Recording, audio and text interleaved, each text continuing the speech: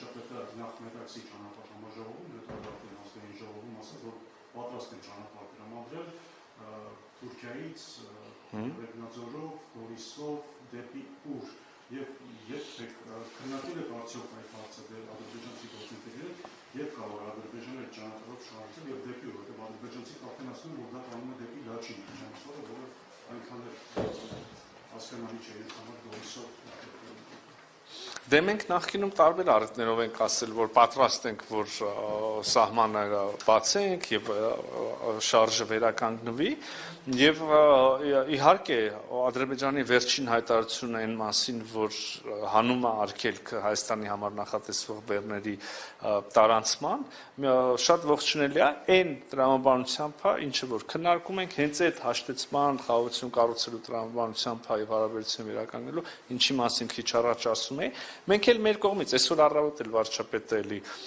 կրկնեց, որ մեր կողմից պատրաստ ենք Թուրքիայից օրինակ Ադրբեջան գնացող բեռների համար եւ հակառակ ուղղությամբ մեր սահմանները բացել եւ կարող են չգիտեմ ինչ տեխնիկական լուծումների դեռևս ժամանակ կա թե չէ, կարծում եմ շատ արագ լուծվող հարցեր են, եթե դեռ որևէ բանի կարիք կա, օրինակ սահմանին կոնկրետ ենթակառուցվածքի հիմնադրման թե չէ, բայց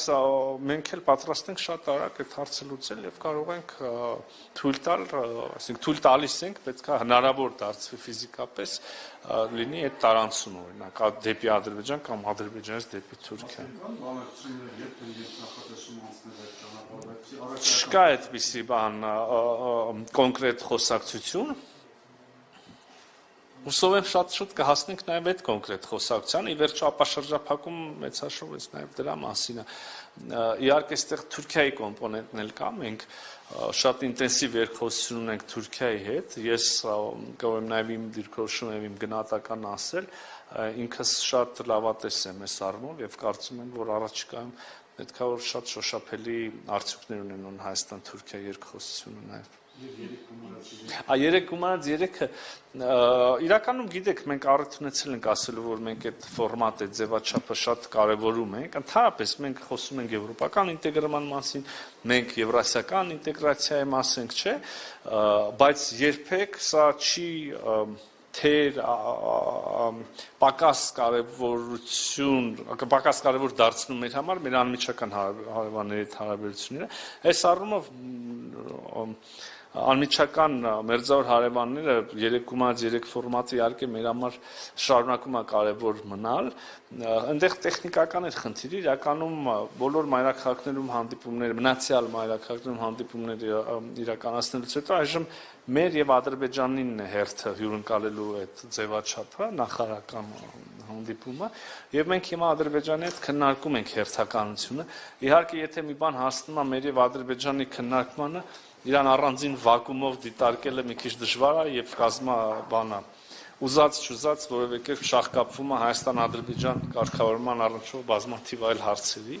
բայց երևի թե առաջիկայում ստեղ էլ ինչ-որ լուծման կգանք։